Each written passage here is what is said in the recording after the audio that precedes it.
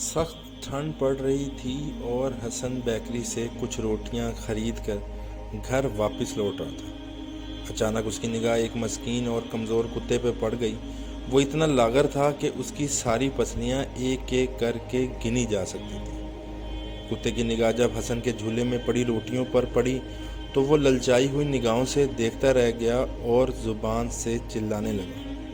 یہ کیفیت دیکھ کر حسن کا دل رحم و مروت سے بھر آیا۔ اس نے کتے پر ترس کھاتے ہوئے اپنے آپ سے کہا، اگر میں ایک روٹی اس بھوکے کتے کو دے دیتا ہوں تو میری ماں مجھ پر یقیناً ناراض ہوگی۔ مگر اس نے فیصلہ کیا کہ چلو ذرا دیر کے لیے ماں کی ڈانٹ سن لیں گے، لیکن اس کتے کا پیٹ تو بھر جائے گا۔ یہ خیال آتے ہی اس نے جھولا زمین پر رکھا اور اس کے اندر سے روٹی نکال کر اسے توڑنے لگا تاکہ روٹی کے چھوٹے ٹکڑے کتا بآسانی کھا سکے۔